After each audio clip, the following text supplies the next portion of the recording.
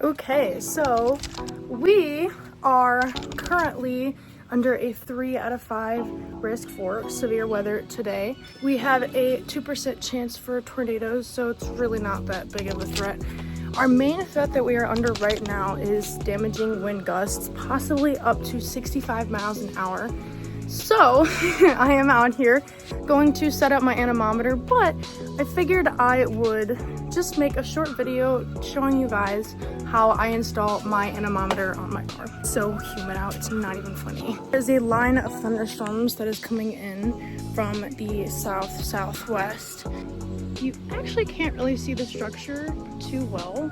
A lot of ice crystals and just stratus clouds just covering the sky in a sheet. Here is my anemometer. I have an Inspeed Anemometer, car mountable, rubber coated magnets, very important. You do not want it to scratch the hood of your car, or I'm sorry, the roof of your car. And you've got plenty of wire to work with. So let me show you how I set this thing up. I actually start my car first, and we're gonna go ahead and open up my sunroof, because this is actually what I'm going to string the wire through so we can connect it, and the sensor is going to go right there. He actually just got put under a severe thunderstorm warning. I try to line it up, obviously, with the middle of my car, and you are going to be amazed at how strong these magnets are. Oof. So it gets sucked on there pretty good, and it is hard to take off. So you really do not have to worry about this thing coming off. Hold on, dude. So now you want to undo the rest of your wire. And while I do this, pay attention. You can just see how it spins. It's very smooth. It just works on bearings, I believe. Don't know if you noticed, I have radar storm inspired nails. Okay, keep the zip tie, do not throw it out. You are going to want it. So now what you want to do is you want to string your wire. If you do have a sunroof, I highly suggest using it. So it is a bit tricky to do this by yourself. All you need is some patience, which I don't really have most of the time. I have my wire strung through, coming out right here. So you want to just slowly pull your wire, very slowly. You don't want to rip anything. I have strung my wire all through here. So now I'm just going to close up my sunroof, and now I'm going to set up my sensor right there. For Inspeed Anemometer, there is going to be 2 separate parts for your sensor. There's going to be your actual sensor with the screen. Looks like this, very small. And then you're going to have the second part, which is what plugs in. There's little Velcro attachment that you can use that goes on there.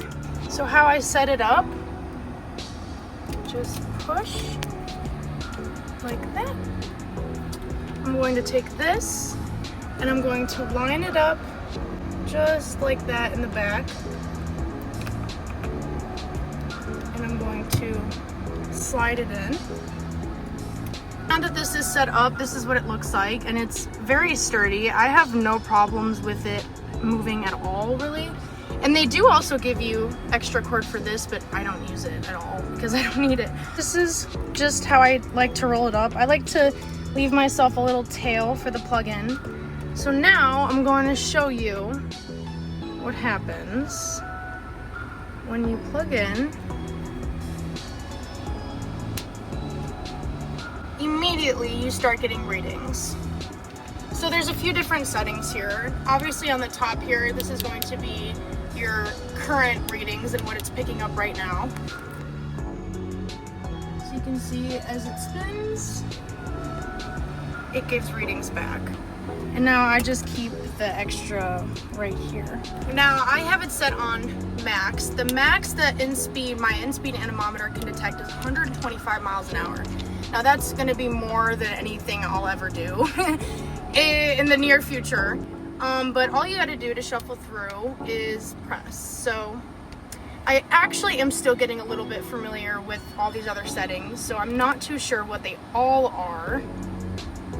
This is going to be your time, just your time lapse of how long that this current trip has been recording.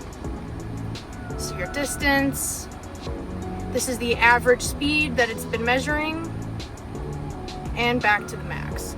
All you have to do to reset it is hold it down, and it resets itself. Now, as you can see, there's a little arrow right next to the numbers, and that is going to tell you if the wind is increasing or decreasing. We just got a nice little gust there, 30 miles an hour. So we are in a residential area, so obviously we aren't going to get completely accurate readings because we're not in a completely flat area. I try to get myself in as clear, open, flat area as possible to get the best readings, but obviously it's not always, I'm not always able to do that. But yeah, so that is how I set up my Inspeed Anemometer. Never worry about it coming off. I've tested this thing going 90 miles an hour on the highway to see if it could withstand that, and it was perfectly okay. But keep in mind, if it does come off and it hits another car or something like that, you are held responsible. So obviously always be safe and make sure that you're taking all the precautions necessary. If you do not have a sunroof, I recommend getting some black electrical tape and stringing it on the roof of your car and then through your door frame right here. There's a little slot that you'll be able to just snake it through, and this edge right here, this seal, will hold it tight and it won't damage it at all. I also am able to close the sunroof.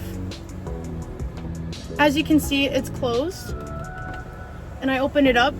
No damage has been done to the cord at all. These cords are really, really nice at being able to just flex and get shoved in places and not have any damage done to it. I hope you took away something from this. I highly recommend the Inspeed Anemometer. If you have any questions about installation or just any other equipment, leave it down below in the comments, and I will see everybody in the next video.